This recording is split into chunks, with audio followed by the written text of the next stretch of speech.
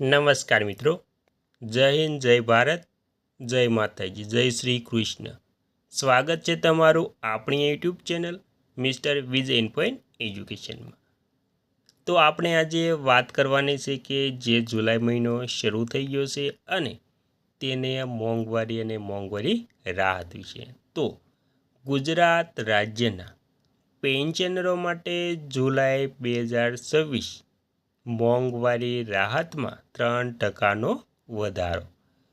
તો મિત્રો, હવે જુલાઈ મહિનામાં 3% મોંઘવારી ભથ્થામાં વધારા સાથે પેન્શન એટલે કે તમારા મૂળ પેન્શનમાં એટલે કે તમારું જે મૂળ પેન્શન છે અને જાન્યુઆરીનું જે 60% મોંઘવારી રાહત છે તેમાં 3%નો વધારો થઈ ટોટલ 63% જે મોંઘવારી રાહત જાહેર થઈ છે તેમાં મૂળ પેન્શન ઉમેરાતા કેટલું પેન્શન તમને મળવા પાત્ર થશે તેની સંપૂર્ણ વાત આજે આપણે આ વિડીયો મારફતે કરવાની છે.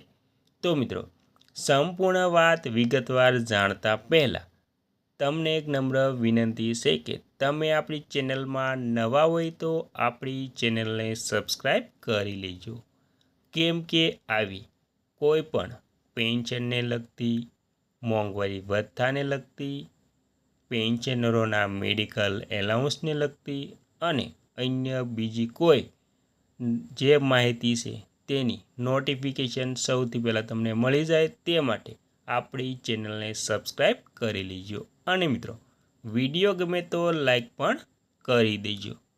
તો મિત્રો, વિગતવાર જાણીએ તો ગુજરાત રાજ્યની સેવામાંથી સેવાનિવૃત્ત પામેલા પેન્શનરો માટે ખૂબ જ આનંદના સમાચાર એ છે કે હવે તેમના મોંઘવારી ભથ્થામાં 3%નો વધારો જાહેર કરવામાં આવ્યો છે અને આ જાહેર કરતા તમામ પેન્શનરોમાં એક હરખનો માહોલ જોવા મળી રહ્યો છે.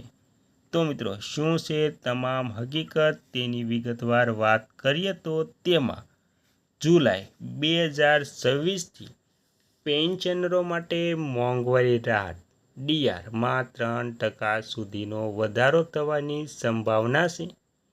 જે પેન્શનરો માટે ડીઆરને વર્તમાનના 60%થી વધારીને 63% સુધી લઈ જશે. આ વધારો કેન્દ્રીય કર્મચારીઓ અને પેન્શનરો માટે મોંઘવારી સામે રક્ષણ આપવા માટે ઓલ ઇન્ડિયન કન્ઝ્યુમર પ્રાઇસ ઇન્ડેક્સના ડેટાને આધારે લાગુ કરવામાં આવશે. ત્યારબાદ મિત્રો, પેન્શનરો માટે મોંઘવારી રાહત શું છે? તો મોંઘવારી રાહત ડિયરનેસ રિલીફ એ નિવૃત્ત કર્મચારીઓને મોંઘવારીના દર સામે આર્થિક સુરક્ષા પ્રદાન કરવા માટે ચૂકવવામાં આવતું ભથ્થું છે.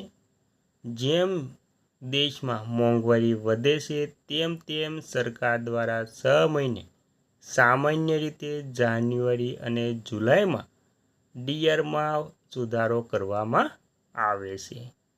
તો ડીઆર અને ડીએ વચ્ચેનો તફાવત: જ્યારે સરકારી કર્મચારીઓની નોકરી કરતા હોય ત્યારે તેમને મોંઘવારી ભથ્થું એટલે કે ડિયરનેસ એલાઉન્સ ડીએ મળે છે અને નિવૃત્ત થયા પછી તે જ લાભાર્થીઓને મોંઘવારી રાહત એટલે કે ડીઆરના નામે ઓળખવામાં આવે છે. બંનેનો દર હંમેશા સમાન રહે છે.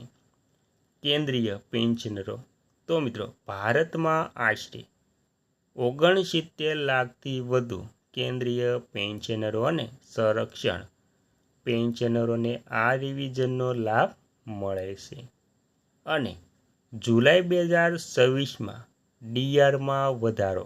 મુખ્ય વિગતો: તો મિત્રો, વર્તમાન વર્ષમાં સરકારે એપ્રિલમાં ડીએ દરમાં 2%નો વધારો કર્યો હતો, જે 1 જાન્યુઆરી 2026થી લાગુ કરવામાં આવ્યો હતો, જેથી તે 60% પર પહોંચ્યો હતો. હવે જુલાઈ 2026થી આગામી રિવિઝન થવા જઈ રહ્યું છે. આઈડબ્લ્યુ એટલે કે આઈડબ્લ્યુ ડેટા અને આંકડા લેબર બ્યુરો દ્વારા બહાર પાડવામાં આવેલા આંકડાઓ, દાખલા તરીકે મે 2026નો ઇન્ડેક્સ 150.8 સૂચવે છે કે ડીઆરમાં 3%નો વધારો થવાની લગભગ નિશ્ચિત છે. આ વધારા સાથે પેન્શનરોનું કુલ ડીઆર 63% થઈ જશે. એટલે કે મિત્રો જે એઆઈસીપીઆઈ ડેટા છે તેના આધારે નક્કી કરી શકાય છે કે મોંઘવારી રાહતમાં 3%નો વધારો થશે. સરકારની મંજૂરી. અંતિમ સત્તાવાર જાહેરાત માટે જૂન મહિનાના ફુગાવાના આંકડાઓ જે જુલાઈની શરૂઆતમાં આવશે તેની ગણતરી પછી કેબિનેટની મંજૂરી જરૂરી છે મિત્રો. ત્યારબાદ નાણાકીય અસર એક ઉદાહરણ તરીકે સમજીએ. ડીઆરના દરમાં 3%ના વધારાની અસર પેન્શનરોની માસિક આવક પર કેવી રીતે પડે છે તે જાણીએ તો જો કોઈ પેન્શનરનું મૂળ પેન્શન એટલે કે બેઝિક પેન્શન ₹30,000 પ્રતિમાસ હોય તો 60%ના દરે માસિક ડીઆર 18,000 અને 63%ના નવા દર પ્રમાણે માસિક ડીઆર ₹18,900. તેમાં માસિક પેન્શનમાં વધારો ₹9,000નો થશે.